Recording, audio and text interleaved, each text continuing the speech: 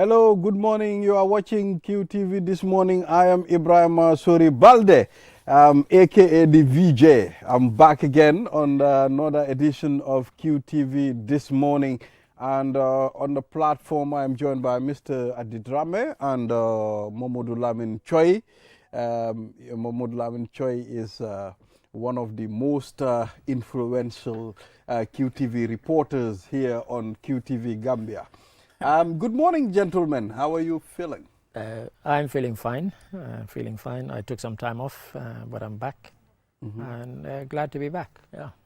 Oh yeah. So, Mohamed Lamin Choi, how are you doing? I'm glad to join you here once again on this morning program. It's a pleasure. Well, it's good to have you here because I mean we have a lot to discuss on this platform. And before the end of this program, I am pretty sure our viewers will really enjoy this conversation. And not only enjoying it, but they will learn a lot from it. So on that note, you are welcome once again. It's a pleasure. Thank you. Yeah, so Mr. Ade, you've not been around the whole of last week. And most of last week. Most of last week. Yes. Almost everybody missed you on this program. Yeah, I was told by the doctor to take some time off and rest. Okay. So I thought for once I would take doctor's advice. So I stayed home, I chilled, watched lots of documentaries, played lots of music. I love music, so I don't normally get a chance to listen to a lot of music, but I did. I watched, I think, over 20 documentaries in the time I was off, really, which is kind of my favorite. I seem to prefer documentaries to feature films. So I watched a lot more documentaries, and some of them were really, really interesting. There was one about France, The Sorrow and the Pity, came out in 1968. I would urge people, if they can get it, to watch it. It was quite an eye-opener. Came out in 68, but it's actually about the Second World War, about French people who collaborated with the Nazis. And apparently when it came out, it was a shocking film to a lot of French people. So that was one I watched, and I've already recommended it to a few people, and I recommend it to anyone else who's watching. Well, documentaries are really, you know, a good way, I mean, to be able to know the happenings, I mean, things that have passed. I mean, I like watching FBI files. And, you know, now I've graduated from watching FBI files. Now I've moved to watching crimes behind the biggest mansion walls. I mean, that's sort of a documentary that has to do with crimes, how they solve the crime, you know, some of the, I mean, things that happen, you know, sometimes, you know, whereby two married people, because of insurance policy, this one want to eradicate the other person, so that, you know, so those are the things. Well, interestingly, you know, on when you're watching on YouTube, because of the algorithms, it suggests other things to you. And actually, it suggested several of those, and I ended up watching several of those, including FBI files, which I'd never watched before. Absolutely. I mean, I also suggest if you want to enjoy it, watch FBI files. Choi, how are you? How was your weekend, brother? I'm okay. It was a very good weekend. I spent time with my family, even though, you know, I had planned to go out. Of course, was never announced. You know, I prepared in my mind that I would go out and, you know, spend time. But I think I needed some time at home. So it stayed in your mind? Yes, it stayed in my mind. So I didn't want to announce it, you know, to promise and fail. So I said, okay. So I woke up prepared to go out, but everything was prepared in my mind, but finally, because I needed so much time to stay at home and rest. So, you know, I had to cancel it. But I understand that you also... Yeah, I went out. I went out with some friends. I went to Sanyang. Those who know, I'm building a house there. So on one day, I went to look at the house, discuss with the builder. And then on the second day, which was yesterday, I went out with some friends to a beach bar, Jungle Beach Bar at Sanyang, and the food was delicious. Unfortunately, in fact, almost all of them had seafood, which I have to avoid these days because I've become allergic to a lot of seafood. So I ended up with just chicken breast, but the food was lovely. And the company was lovely as well. We caught up, we reminisced, and it was great. And having gone to that beach for the last 5 years, I don't think I've ever seen it as full as it was yesterday. There were a lot of people there. And it's a beautiful beach, nice, clean, and lovely beach. If anybody hasn't visited Sanyang Beach, right? Sanyang Beach. I can understand why people don't visit it, because the road leading to it is terrible. And I've said this to the authorities. If you guys want to capitalize on that beach, trust me, improve that road and you've got a beautiful beach to sell to tourists, to Gambians, to anybody. But honestly, they are missing a trick there, because that is a wonderful beach. It's nice, clean. It's a good place to be. You know, I love going to the beach, especially when the surrounding of that beach is clean. Yeah, and this one is. I mean, I will give credit to the beach around Burfoot. Okay, yes. It's a very nice one. I know that one. Very clean. I've been there once, but quite impressed. Yes, it's clean. Although we have some road issue as usual. But I mean, it's also a clean one. Yes. Now let's delve into the program. Be reminded. I mean, if you are wondering what am I taking? Yes. I'm not taking any other thing. I'm taking Lido coffee. I mean, it's the best coffee. If you want to feel as agile as a monkey, Lido coffee is the best. And this program is brought to you by Lido. They are the sponsors of this program. So as far as you are this morning, we are going to sponsor you. I mean, so thank you very much. Lido coffee, Olinda tea, and the cow milk. But our cow milk is almost gone. Gabu is really taking advantage of the cow milk. Don't like milk too much. Well, he doesn't want it to go to waste or to spoil. So of course he should consume it. Why not? Yeah. So Mr. Ade, we'll go straight to the quote. Yeah, let's have it. It reads, the way I see.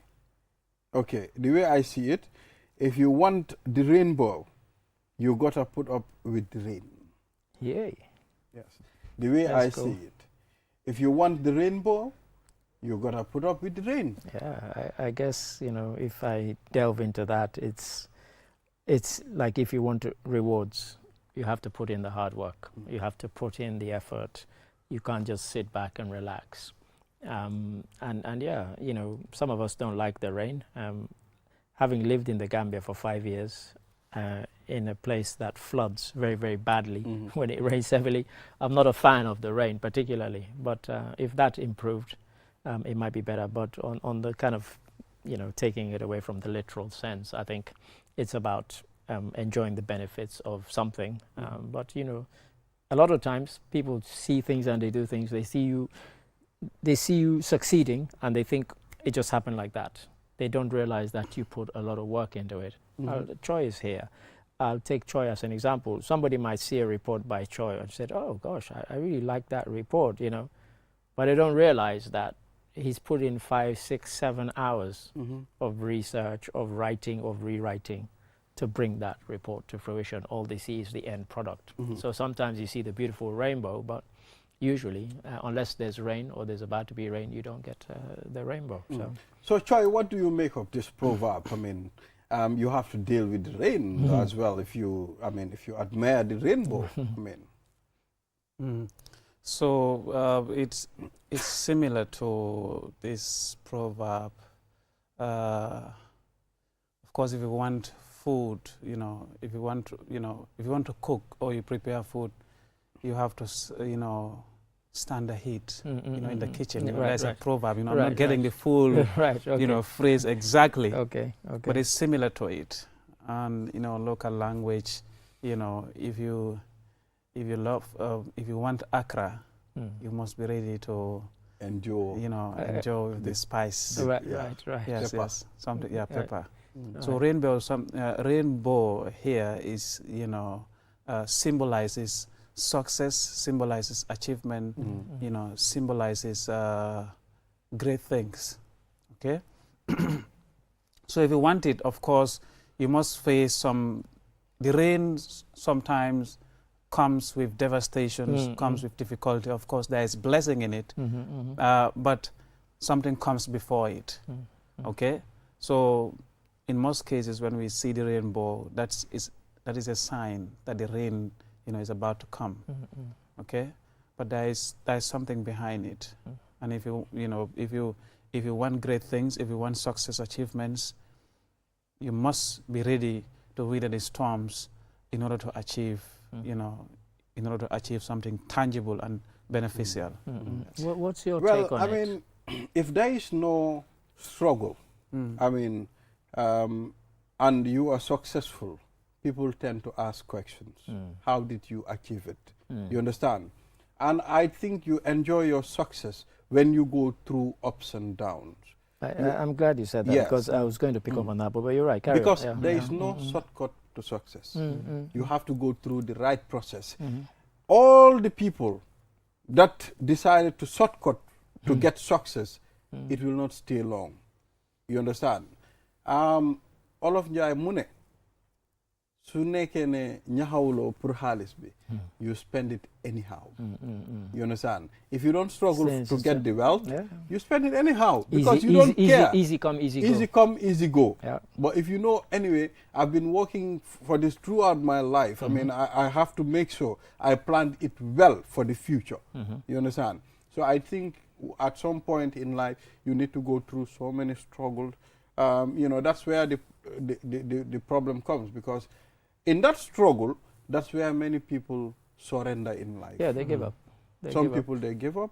At some point, they have no energy to move again. So it is a very complex one. And sometimes when, you know, in my school days, I knew people who, they didn't want to study, but come the exams, they wanted to pass. You know, and then they would be resentful towards the ones who stayed up late at night, who studied. You know, I went to a boarding school, and when they would ring the bell for the end of the study, nobody would move. Everybody would carry on studying. You know, Christ the King College, this was in Bow. And I remember my first night there, I went up to the prefect, I said, wasn't that the bell for the end of the study period? He said, yes. I said, so why is everybody sitting down? He said, oh no, they'll be studying for another 2 hours. And it told in the sense that for about 5 years, that school had the best exam results in the whole of Sierra Leone. And it wasn't by accident, you know, it was because people put in the hard work. They're born the midnight. So there is this, you know, English phrase also, success is not in the results, but in the effort. Okay? It is the effort that you make that determines your level of success. The more efforts you put in, the higher chances, you know, of you achieving success. But of course, you must be ready to walk on pins and thorns. Of course, you know, it's difficult. You face so much challenges. Sometimes you fall down. But the most successful person is that person who falls down and has the energy to rise up and keep moving on, because one of the most you know, strategic ways towards success is by, when you fail, then you learn from there and move on. That is not the end of it. You know, you are bound to face difficulties. That rain we are talking about are the difficulties, the challenges. Nothing comes easy. Nobody is successful without facing trying times, you know, trials and tribulations, you know, on that path. True. So this is something that people must learn. You know, I have a particular phrase. I mean, if you try and fail, I call it a failure success at some point. Even if you try, because at least you tried. You fail. You tried. At least you are better than the person who didn't try. Yes, it's good. Yes. So, in fact, the person, you know, the person who never fails is the person who has never tried anything. In fact, the Americans have a, they say that nothing beats a failure but a try. You know, you have to try, you know, try at least. If you don't try, then how can you say, oh, I failed? So, you know, There is nothing like failure without trying. When you try, you fail. Trials and failure goes together. Trials and success goes together. Failure, trial, and success, they are all brothers and sisters. I was going to say they're siblings, and you just took they are the all word. from one family, you understand? They are. So that's it. We'll take a short break. After the break, then, we will delve into the Point newspaper. I'm seeing quite very interesting headlines here. And I am pretty sure Gambians are going to love this one. In fact, I was debating, saying, is this true or not? We'll find out after the break. But I won't let the cat out of the bag. We'll take a short break. We'll be right back. Technology has always been at the forefront of our lives, and the way we use it has evolved drastically over the years. With the advent of 5G internet, we are entering a new era of technological innovation that promises to transform the way we live, work, and play. 5G internet is capable of providing data speeds up to 100 times faster than 4G, making it the ideal solution for streaming high-quality videos, playing online games, and downloading large files on the go. 5G internet is already transforming cities across the globe, powering smart cities, self-driving cars, and virtual reality experiences that were once thought impossible. 5G internet is also paving the way for Internet of Things, allowing for seamless connectivity between devices and the creation of a truly connected world. For the first time in the Gambia, Qcell is bringing tomorrow's technology to you today with the launch of Qcell 5G internet. Get ready to experience the out-of-this-world wonders of Qcell's 5G internet. For more information, call 111. Qcell. We innovate, others follow.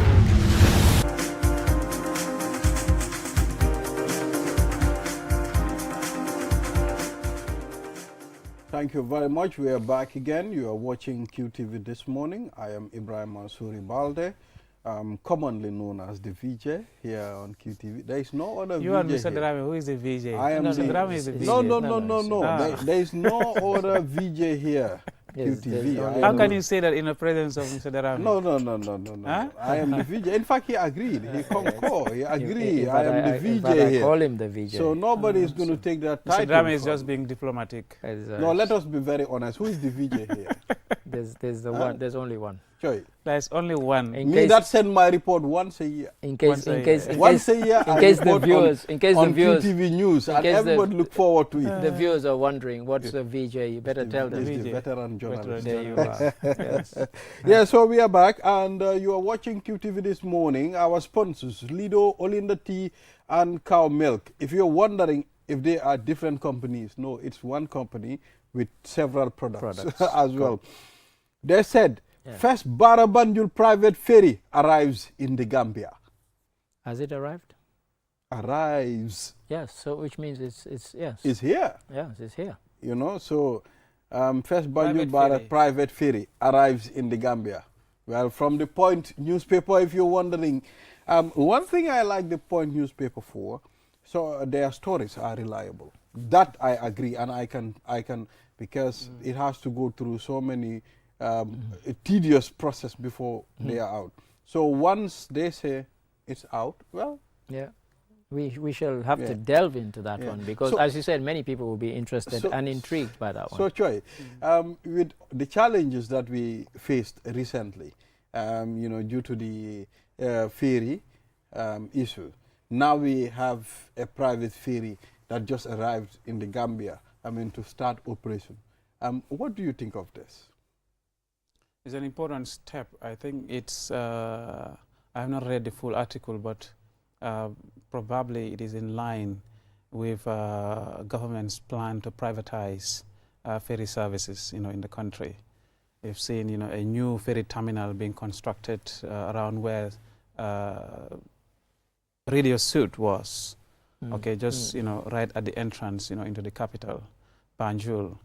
So this is good, because what is important for the people is efficiency of services, because it's a critical transportation point connecting both the northern and southern part of the country.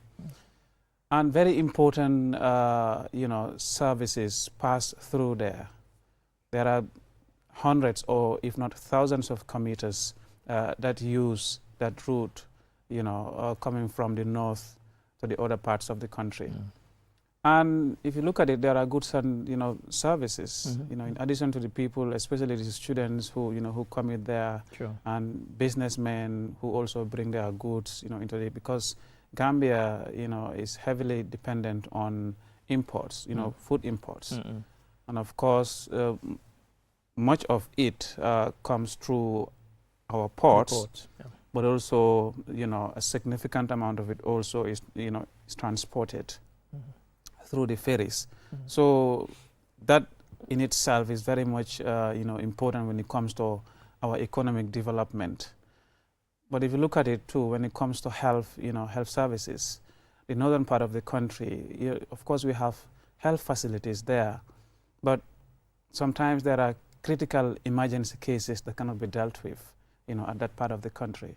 So emergency, services need to be, done in order to transport patients to the main referral hospital, Edo Francis Small Teaching Hospital. So what is important for the public, what is important for the customers, users of the ferries is efficiency in services. Of course, we hear government saying that they're just providing social services by running the ferries because they're not making profits out of it. And for me, I don't see any essence also, apart from, efficient management, of that service, but as an enterprise, the ferry services, which is part of the Gambia Ports Authority, is an enterprise and it is supposed to make profits. So if government is struggling to manage, it efficiently to cater for the needs of the people in the absence of a bridge, of course, it is good to, to enter into a PPP maybe, public-private partnership to ensure that at least what used to happen before, we are able to bring a remedial action. I mean, for me, I'm on record, mentioned 10, 20, 30 times here on QTV that I've never understood why we don't have a private ferry. I've said it on, it happens in many on this countries. program, I've said it on Week in Review, I've said it on discussion programs when we used to have drive time 100 times without probably exaggerating. So if it's true, then it's a good thing. It's a relief. And Troy talked about efficiency. I think people want reliability of service. You want a service that when you turn up, it's there. And again, myself and the friends who went out yesterday, we were discussing, and one of them was teasing the other one, saying, when you go back to London next week, it's going to be cold. What are you going to do? Are you going to stay indoors? And she said, no. She said, here in London, you go on, you have your app, and it tells you what time the bus will arrive at the station closest to your house. So you time your walking distance there, so you don't spend too much time in the cold. And if it says it will be there in 10 minutes, it will be there in 10 minutes. So, that reliability is what some, people want. If I'm a commuter and I have to get to work by a certain time, I need to know that when I go to this place, I can get there and I can cross at a particular time. So it would be interesting to see whether it's one private ferry or another one. Details, I'm intrigued. It's transitioning towards privatization. Reliability is very significant. I think, with the way people move about now, I think delay can really hinder a lot of things, in our economy. And most people, their lives and livelihood depend on the movement of goods and services as well. So you getting the first private ferry service in the Gambia, I think it will definitely ease. And let's talk about the opportunity, the employment opportunity it's going to create for the people as well. I think most of the time, there are a few authorities too that are not in for privatization. Maybe competition or certain, because we've invited the Gambia Ferry Service team at some point here. I mean, they said privatization comes with cost, they come with a lot of things as well.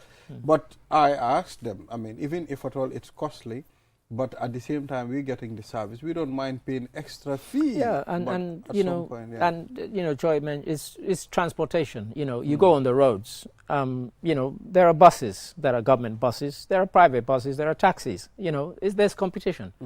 Just because there are taxis and private minibuses, it doesn't mean that the government buses are empty. No, and it doesn't mean either that the government ferries will be empty. There will be some who choose that one and some who choose the other. Give them the choice. At the moment, the choice isn't there. But let's see whether this is... Yes, because I'd be intrigued to follow up on this story. Yeah. The interest, the public interest here is efficiency and reliability. Amidst a period when government is running the ferry services but it's not making profits. For me, I don't see any point for government, to monopolize, this sector without allowing, private sector player. Of course, we've been struggling when it comes to efficiency. People have not been really seeing improvement. Okay, people have not been seeing improvements. There have been, you know, so many incidents or several incidents that we have witnessed, which has raised public concerns when it comes to efficiency and reliability. You know, people have been affected. So what is important here is that we're able to bring in a player that will be a game changer in helping people to transport from both ends of the country. It's one of the most, if not the most important, you know, crossing points. Okay, the most important crossing point in the country here, given the number of people that use it daily. Exactly. I mean, let's see and wait what's going to happen. I believe people will always go for the best. I think we have to jump on this story because, you know, I'm totally intrigued by it if they said it has already arrived, because it says arrives. We definitely have to go and find out. I think we have to find out because people watching will be thinking, oh, you know, can I go there now? Can I go there tomorrow? And you know, make use of this new ferry service. And currently, you know, an ECOWAS, you know, team.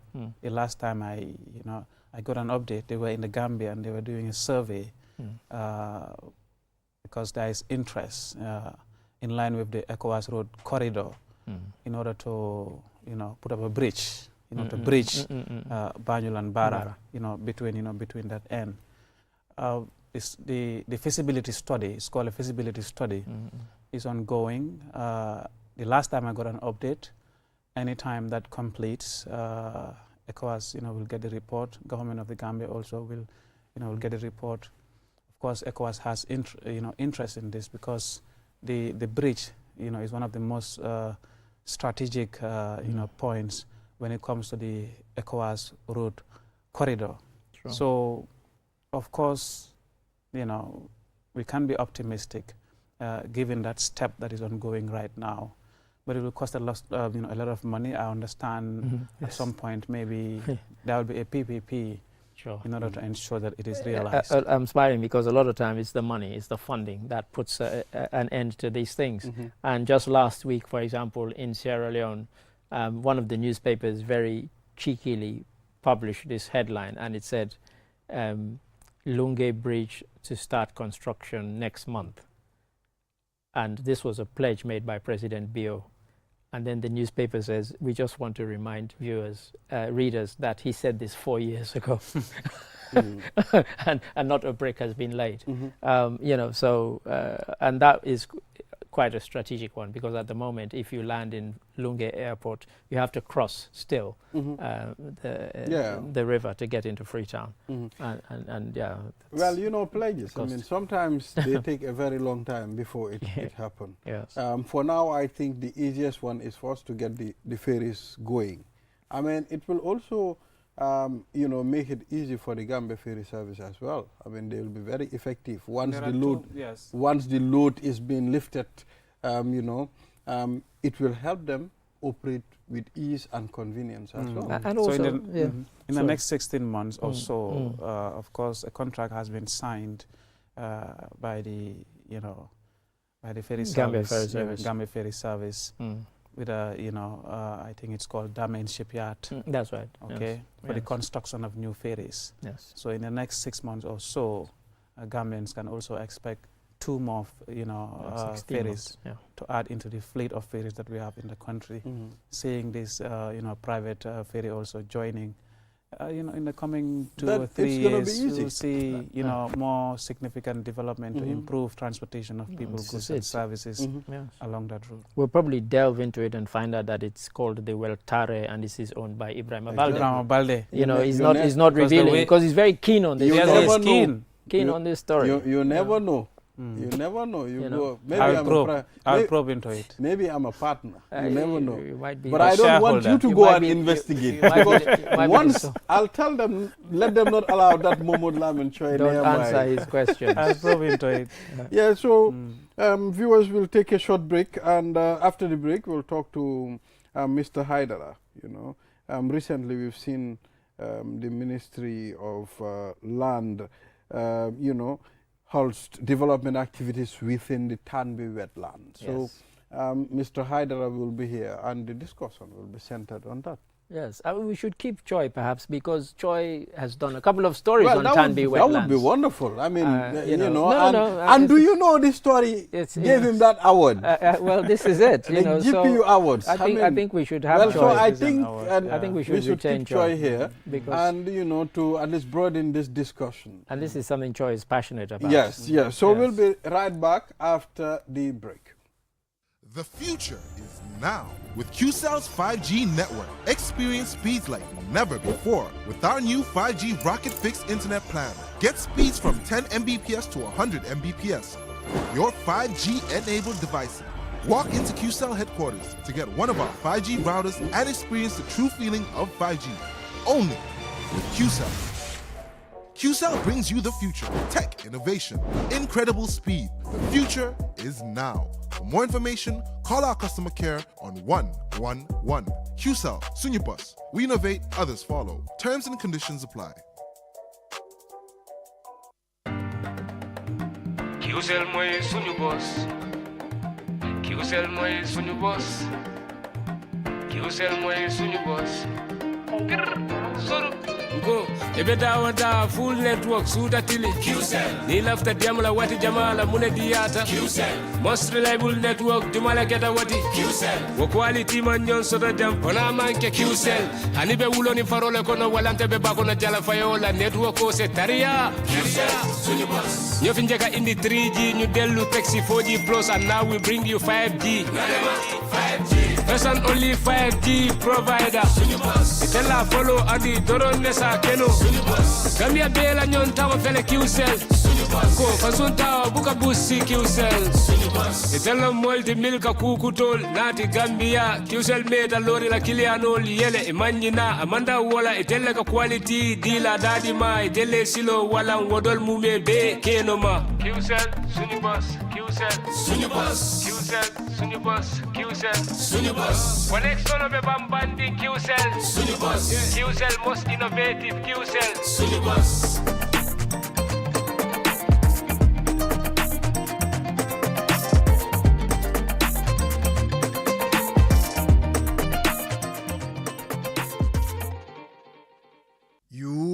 Ask for it, and Qcell is giving it to you with our new and improved Sunyu Bundle Mega Promo. Now you can get more data at cheaper prices. Buy any of our bundle packages and enjoy massive discounts. Dial *303# and enjoy browsing on the network with the biggest coverage. Buy a 20 megabytes data bundle for as low as $7 and 50 bottles today, or purchase bigger bundles up to 20 gigabytes. Yes, that's right, 20 gigabytes of data at your fingertips. With our mega promo bundles, you can browse more, chat longer, and stay connected on the go, anytime, anywhere. For more information, call our customer care on 111. Qcell, we innovate, others follow. Terms and conditions apply. Q Money is back again with an offer of a lifetime. You can now buy Sunyu Bundle data packages directly from your Q Money wallet for half the price. Get all Sunyu Bundle packages from 20 megabytes to 20 gigabytes and enjoy the biggest internet data discount in the market. Just dial *323# now, choose option 4 and start buying your favorite Sunyu Bundle package half the price, only with Q Money. Pay less and stay connected with the most reliable internet service in the Gambia. For more information, call 133 Q Money, Sunyu Kalpe. Terms and conditions apply. Qcell, the fastest growing network in the Gambia, now presents to you the eSIM. Qcell's eSIM allows you to electronically scan a code and join the world of digital SIM cards. Customers with physical SIMs can easily switch to the eSIM as well. So rush now and get connected with an eSIM and start using the latest mobile technology with your trusted GSM operator. For more information, call our customer care on 111. Qcell, Sunyabus. We innovate, others follow. Terms and conditions apply.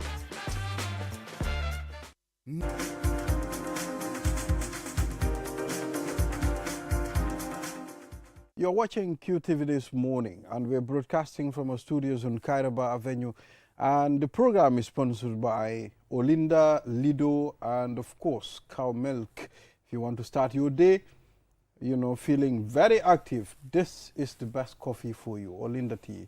Olinda tea, Lido coffee as well. Lido coffee, yes. And for those who take milk, we yes, have cow milk. The cow milk, exactly. So now let's proceed to developments that are halted, I mean, at the Tanbi Wetland by the Ministry of Lands, and we understand this happened, and there is a press release as well.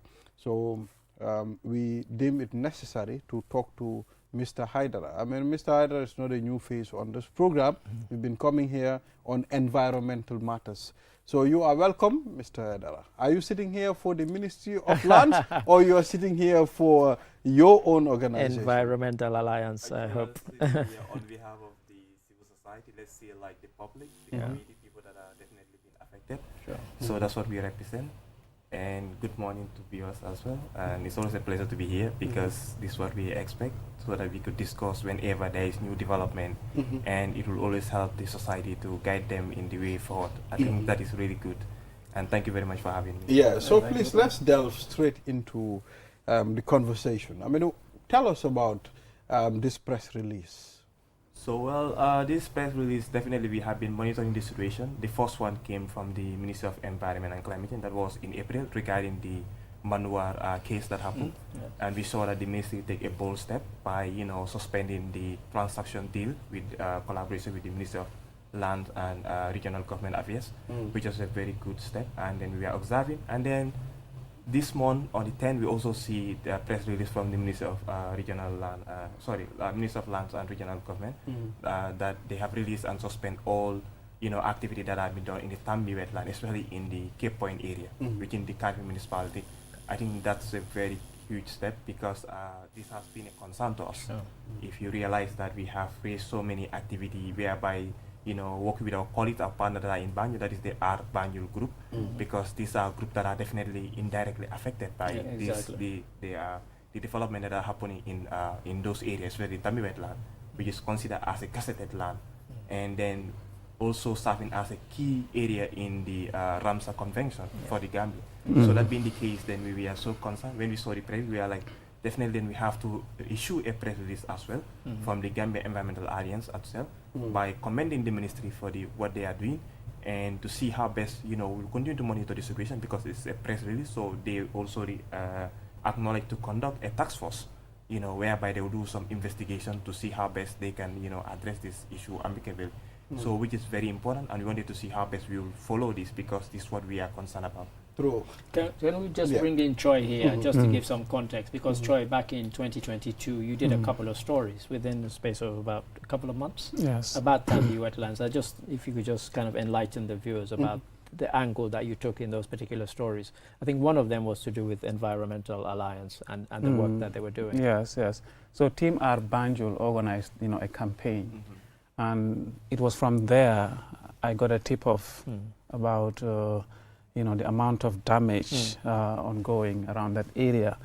So, you know, so I didn't stop there. You know, I had to come back to the office, you know, at least to go with a drone this time around for people to see, you know, the encroachment that has been ongoing there. But I was able to also speak to, you know, officials, you know, government officials. One of them also, you know, talked about, you know, the significance, you know, of the Tanbi wetland. But it is important for people to understand that 80% of the Tanbi wetlands is composed of mangrove forests, okay, and it is home to marine species and over 300 bird species, okay. Women, you know, people rely on, you know, on the Tanbi wetland for fishing.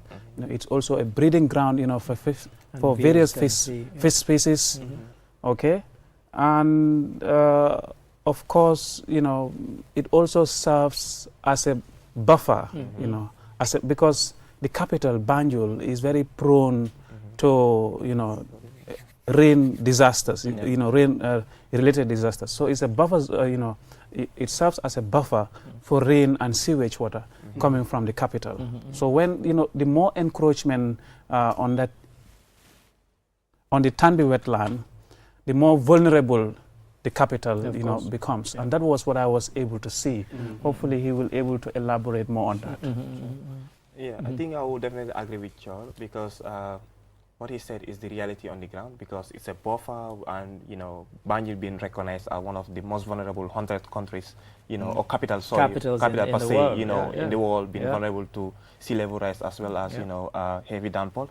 And this year as well, we are closely monitoring the weather, let's say the weather in other countries, and we are glad that the entire region have already concluded a very amazing meteorology conference in Nigeria, whereby they conclude that this year rainy season, which we will about to issue another press release based on that, because we are always ready to inform our people and the society, so that to make sure that whatever happens, we are always in the picture, so that we can prepare ourselves, because we cannot advance some of these things, but we have to prepare ourselves as always. So moving forward, Tanbi Wetlands, let's say the press release issued by the Ministry of Lands and Regional Government Affairs is not to stop the activity that has been done around the Banjul end. I just want to make this very clear. Their press release is basically focused on Cape Point, within the Kanfi municipality. So that is a very good step. But what we want more, where Chor is trying to display, is the Banjul area, which is very, very significant. But like there is a conflict of interest here. From us as a civil society, we see it as, government, because if you look at the pictures, you can see that the government have a man-made port over there. So that man-made port over there, like, it's helping the port to, do a lot of transaction. And then we understand how the Gambia really depend on taxation, and the port is one of our key economy. So then we understand all those things. But like, we are also talking about our existence here. We are talking about, how willing are we to sacrifice ourselves to make sure that either for capital or either for people. So that's why the mangrove has been a very key ecological site, because John already highlighted like the eco services that they provide, like the oyster harvesters and then the spin, the fish ponding areas. Because Gambia, our main economic activity should be fishing. Unfortunately, which we don't, fully, harvest utilize as the way we exactly. That's But like, if you look at that sector, it's very, very important. And then this area, like the Nyomi National Park and the Tanbi Wetland, is a key significant area in this country, if you understand like the geographical area of the country. So that's why then this press release, we see that it's a very good momentum, and since they have stopped one area, we will encourage them, because the problem is not only happening within Tanbi Wetland or other community forests. We have so many community forests being affected. That's why in our press release we capture that it is still an obligation upon the government to make sure that other areas that are also facing the same challenges to be addressed as well. Because like, you cannot touch one and you leave the other one. Like, let's say like issue of LRR, and last year 2022 we have seen CRR being vulnerable to rainfall. So we have seen that because of their forest has been depleted. So that being the case, then we are also seeing the same tragedy happening at LRR. So that's a key risk for us. So that and this forest that we are talking about in LRR is one of the biggest forests, national park. It's a gazetted national park called the Nyanibere Forest National Park. So that being the case, we are concerned that what is happening in those areas needs to be protected to make sure that people's livelihoods are protected in those areas. Because even here in the Kobo, we are having challenges, and this is where we have most of our government institutions. So if we are vulnerable, imagine those people that are in the upcountry. So that's why we are advocating this forest need to be in such a way that there has to be balance. We are not saying that people should not utilize the forest, no, but there is a way you should utilize the forest. Not to make sure that you abuse the land, but make sure that, do not encourage in certain area, but make sure that the forest is still there, and people continue to, because we cannot stop you from cutting certain amount of, livelihood. It's normal. It's part of man nature. These are there to serve our needs. So let me pick up on that in the general sense. For some of these communities, as you said, it's their livelihood. Of course, yes. How do you reach out? What's your outreach in terms of getting that message to those people for whom it is their livelihood? And also to younger people who are in schools and colleges, to say, look, this is your future that's being put at risk. Get involved. Of course. What steps do you take to kind of make that happen? Yeah, thank you. I think this is a very important question. Since our existence in 2021, we established a regional representative within the region, all the way going up to CRR. But like one of our key challenges we have was like to conduct like a nationwide tour. But like what we are utilizing is like our regional representative we have NBR, LRR, these are the people that are representing us in those regions, because we cannot be everywhere. So that being the case then, because these are native of their own community, they understand the challenges that their community are going through. So we have like a school club whereby most of our members organize, because imagine we are made of 50 environmental groups in this country. So our group, like let's say Green Up Gambia, have a climate cycle, clubs in most of these schools, all the way to Passe. So what they do is like right now, last year they already established a seed bank by encouraging the students, the community themselves, to have their own seed bank and replant areas that are deforested. So we are doing that aspect, but like for us as the Alliance, bigger body going there, we are unable to do that for now. But we are utilizing, because of it's a most of encourage our members to do what they're supposed to do, and we complement what they're supposed to do. So that's how we are working. So I mean, let's talk about the successes since you started. I mean, what can you pinpoint and tell us? Okay, this is a success, you understand? And I understand at the Tanbi Wetland K point, there must have been, very serious damages. That's why they have to halt, I mean, these works. So just pinpoint some of the successes. Before we get to that, I just wanted to, highlight this. The Tanbi Wetland, is protected by our laws. Not only that, we have signed, the Ramsar Convention, which is an international treaty, and Tanbi Wetland is one of the 3 Ramsar designated areas in the country here.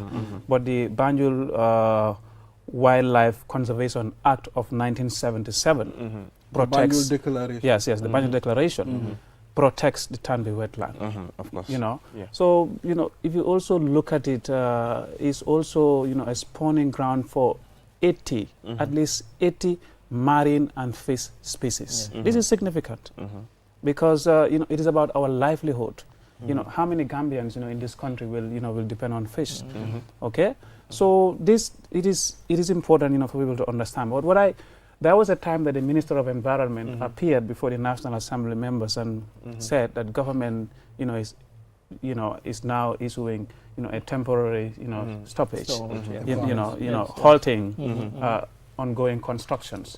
Of course. But the ones that have already been constructed there, this moratorium does not affect it, because according to them, the allocations happened in the previous government, which was perpetrated allegedly by the Banjul City Council.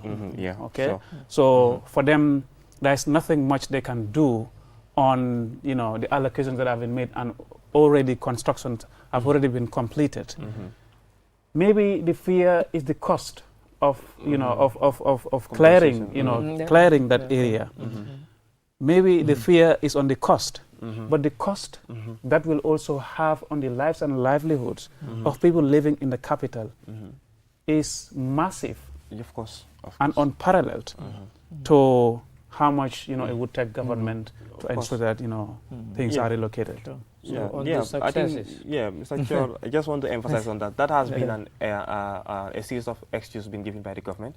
Not only the issue of Tanbi Wetland, even in LRR, all those forests, the same excuse was given. But I believe it's the same government. It's not like it's continuity. Exactly. It's not like a new government Gambia came and no. People might change, but it's the same government that is operating. So actually, I think, to do that, that should not be an excuse anyway. And then moving forward, so some of our success story, actually, we have did a lot of amazing work in terms of, policy, in terms of, climate action. So let's think about like the policy aspect. We have really inspired, like let's say, when the oil spillage happened, at Marinari, I hope all of you heard about it. And then, and then over 70,000 liters was, wasted in our river.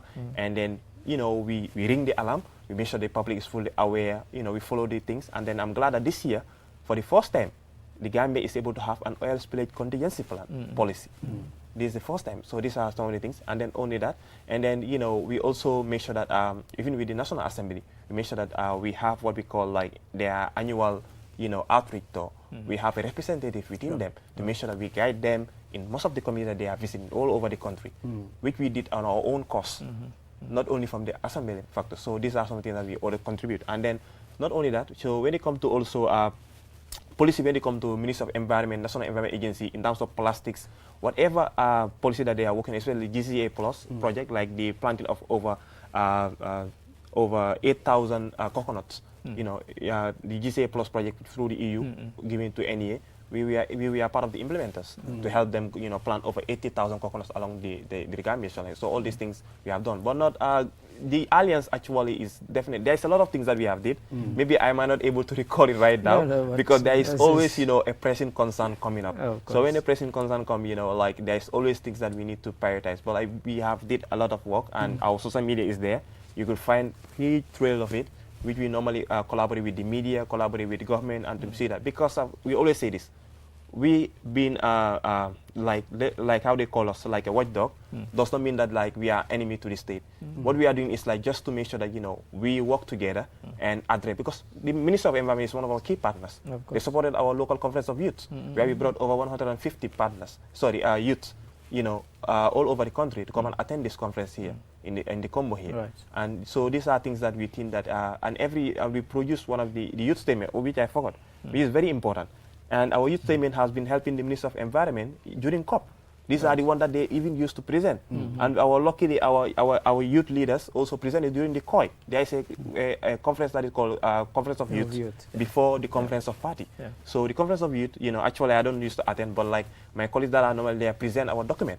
And Gambia was among the 6th country that was nominated all over the globe to present their Conference of Youth statement.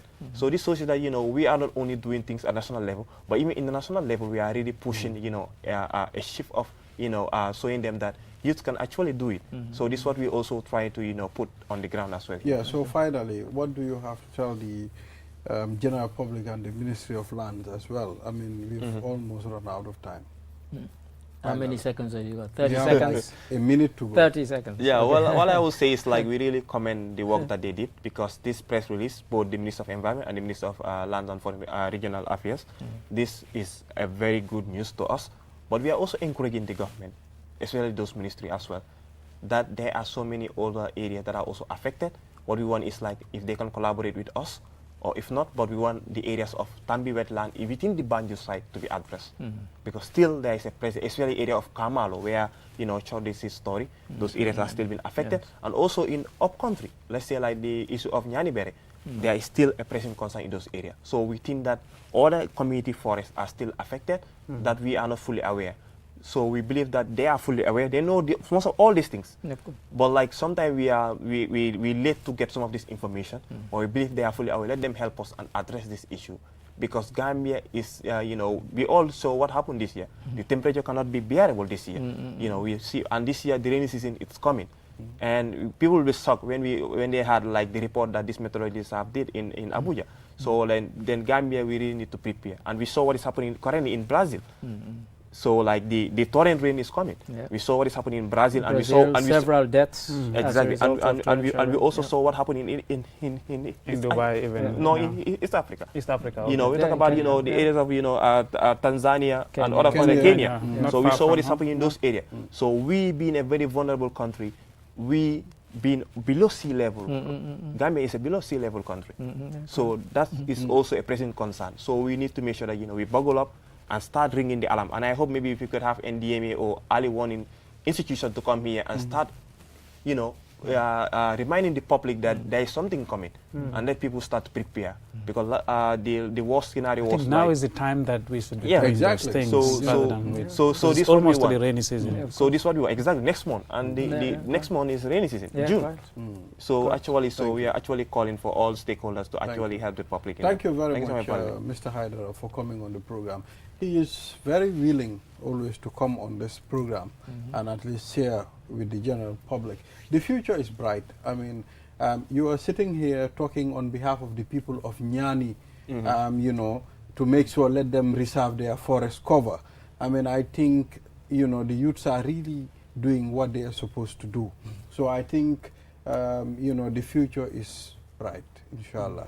You know, so until we come here again, thank you very much, Choi. Thank you, Mr. Ade, for always being on this program. Pleasure always to be here. Thank you.